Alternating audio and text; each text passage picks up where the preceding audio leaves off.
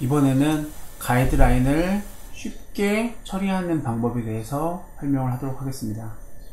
가이드라인은 전에 설명드린 대로 여기 룰러 자아 항목에서 끌어오면 쉽게 꺼낼 수 있습니다. 그리고 가이드라인은 역시 복사와 붙여넣기를 통해서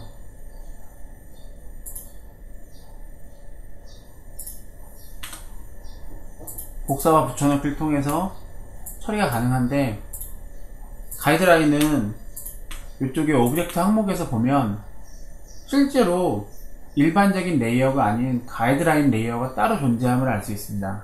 가이드를 그래서 기본적으로 그리게 되면 마스터 페이지의 가이드라인 항목으로 들어가게 되는데, 이렇게 되면 페이지를 추가했을 때 모든 페이지에 가이드라인이 보이게 됩니다. 만약에 첫 페이지만 가이드라인이 보이게 하고 싶다면 가이드라인을 첫 페이지에 있는 가이드라인 항목으로 보내줘야 됩니다. 그러면 첫 페이지만 가이드라인이 나타납니다.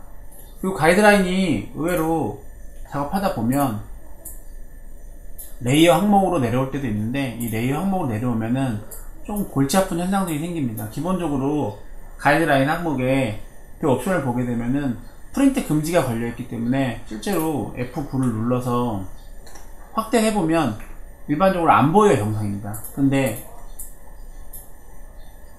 이렇게 안 보여요, 정상인데, 만약에 레이어 항목으로 내려와 있게 되면 이렇게 프린트가 켜진 상태라 가이드라인이 보이고 프린트가 되게 됩니다.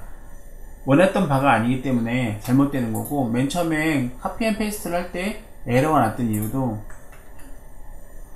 이게 레이어 항목으로 들어왔기 때문에 에러가 난 겁니다. 그래서 가이드라인은 항상 가이드라인 항목에 위치시켜주는 게 좋고, 카피 앤 페이스트를 이용해서 작업을 하다 보면은 레이어로 내려오는 경우가 종종 있는데, 그때 찾아서 가이드라인 항목으로 올려주셔야 됩니다. 자, 가이드라인은 지워보도록 하겠습니다. 가이드라인을 기본적으로 회전도 가능한데, 이 마우스의 커서를 보면은 요 중심 부분에 커서가 위치하고, 한번 올려놓고 한번 선택할 수 있고, 선택을 한 번 더 해주게 되면은 이 회전 표시가 나타나면서 이 중심부, 지금 마우스 커서가 있던 위치가 회전의 중심부가 돼서 회전이 가능해지게 됩니다. 이거 역시 회전 항목에다가 값을 입력해서 정확한 값에 맞춰서 회전도 가능합니다.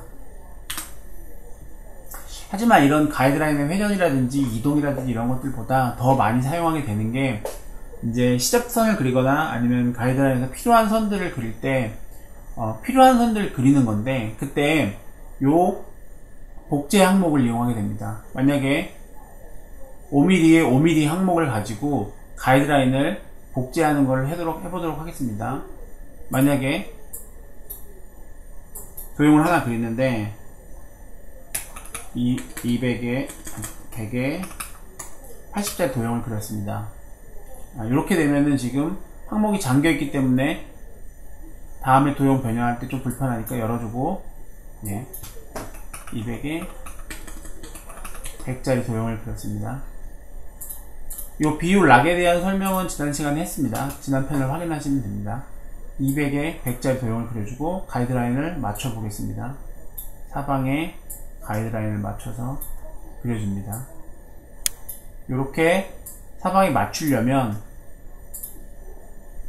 스냅2에 가이드라인 항목이 켜져 있어야 됩니다. 이렇게 맞춰준 상태에서 첫 번째 가이드라인 선택을 하고 컨트롤 D를 눌러줍니다. 이거 역시 컨트롤 D, 컨트롤 D, 컨트롤 D 해줍니다. 근데 지금 보면은 이 밑에 거와 이 왼쪽 거는 똑같이 5mm 곱하기 5mm에 5mm이기 때문에 옆이 아닌 밑이 아니라 위로 온 걸 알 수 있습니다. 이런 경우에는 이 항목을 Y 항목을 마이너스 5mm로 설정을 해주셔야 컨트롤 D 밑으로 내려갑니다. 이거 역시 X 항목을 마이너스 5mm로 설정을 해주셔야 뒤로 가게 되는 걸 알 수 있습니다. 이렇게 가이드라인을 내가 원하는 것만큼 위아래 좌우로 이동시켜서 복제하는 경우가 상당히 많기 때문에 이 방법은 꼭 알고 있는 게 좋습니다.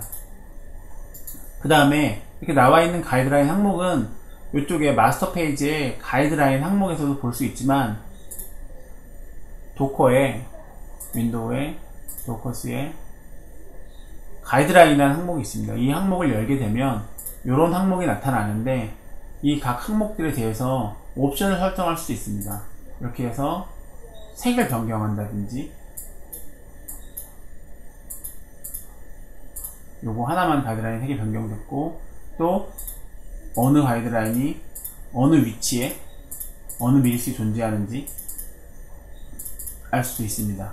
그리고 여기서 선택을 해서 삭제할 수도 있습니다. 추가할 수도 있고. 근데 사실 요 부분보다는 요 마스터 페이지에 있는 가이드라인 항목을 더 많이 보기 때문에 사실은 저는 저쪽보다는 이쪽을 보는 걸 추천드리고요.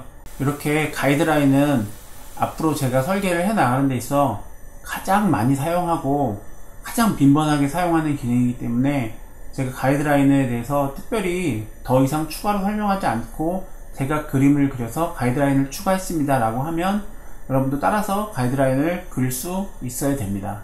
그렇지 않으면 가이드라인 하나에서 시간이 많이 걸리기 때문에 강좌를 따라오기가 어려울 수도 있습니다. 그러니까 가이드라인을 좀 정확하게 이해하시고 쉽게 이용할 수 있게 되기를 바라겠습니다. 감사합니다.